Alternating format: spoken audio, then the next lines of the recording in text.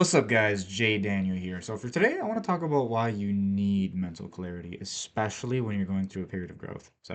Um, Eating certain food, exposing yourself to a bunch of like dopamine, right? Just different, watching random videos that are entertaining, right? Different things that you can do to get short-term pleasure. Very easy to hurt your ability to, really focus and really be able to do things at the level you want to do. I've done ridiculous amounts of training when it comes to communication, persuasion, leadership, things like that, right? And I notice that when I had a huge meal. I've been on the phone all day, right?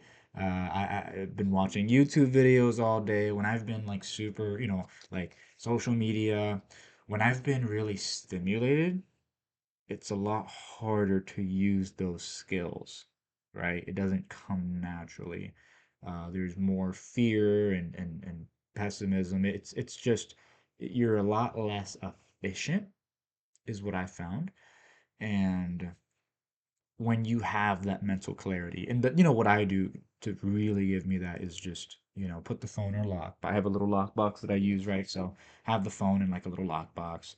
Like, drink black coffee, get a nice workout in, right? And just work, right? Just work, just because from there what happens is you start to get dopamine from the process. You start to get dopamine from work. You get a little more testosterone. You want things to go faster. You're listening to somebody talk and you're almost irritated how slow it is, right? And you're just like, hey, like you lead interactions better, you hear things better, you think through ideas better, you have clarity, right? If you think about, I'm not wildly religious, but I have studied, some of the religious texts, right? And that I believe in God, right? But if you think about the Bible, for example, right?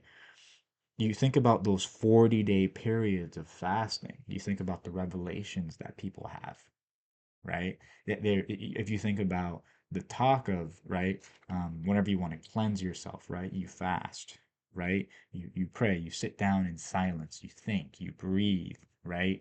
Like you connect to yourself, right? To your body, to like your spirit. It's that's where your ideas come from, right? It's when your mind is clear, it's when you're sharp, right? If you want to tap into that, it's okay to be a little bit hungry.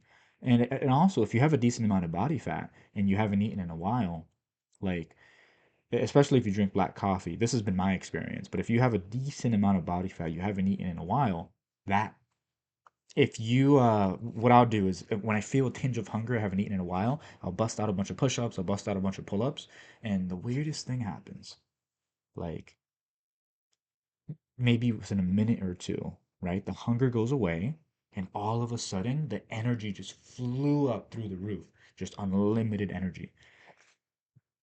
I believe that it's because fat is 9 calories. Calorie means literally means energy. Fat is 9 calories per gram. Carbohydrates are 4 calories per gram, right? Carbohydrates are stored in your liver and they're also stored, I think, in your muscles.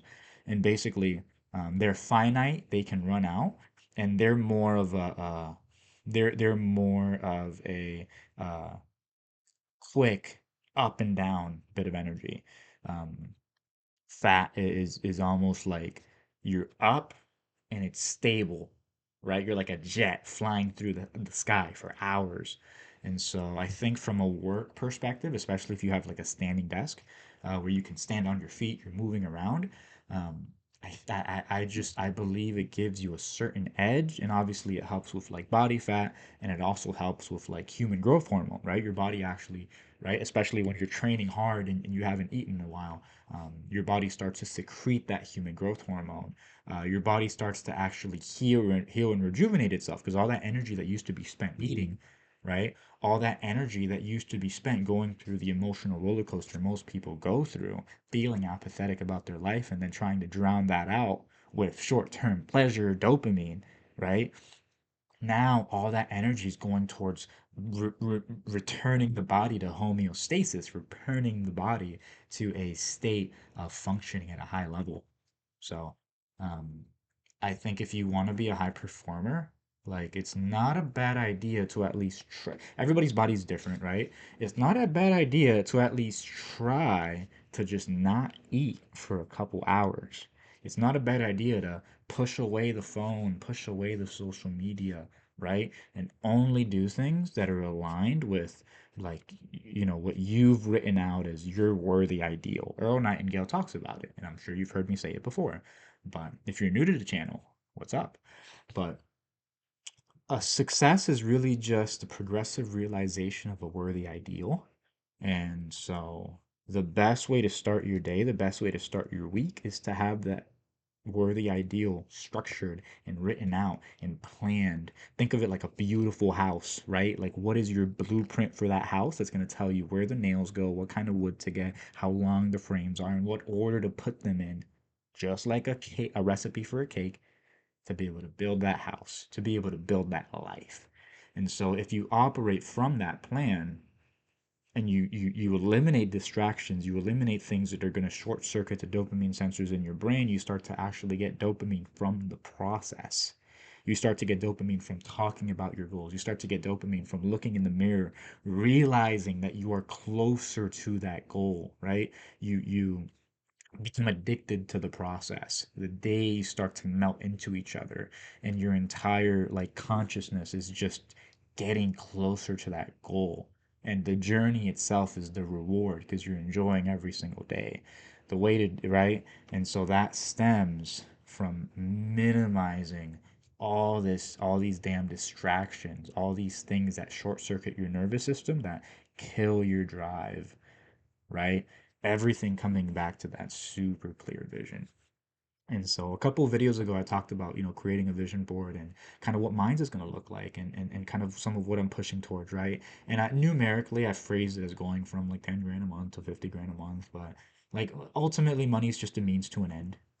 Money is just a way to uh, calculate value, but ultimately what matters is the tangible changes you're able to make in your life in accordance with what you value, what you respect, right? And what you really want to see in front of you. So, I think for me, a lot of that's going to come back to, uh, and I had the initial video for the channel has it, right? I make a joke about having the United Republic of J. Daniel, but how cool would it be to have land, to have like a village, to be self-sustaining, to be able to, um, I love basketball, right? To be able to have tournaments that are hosted, massive like YouTube one-on-ones, the influencers that I follow and watch, right?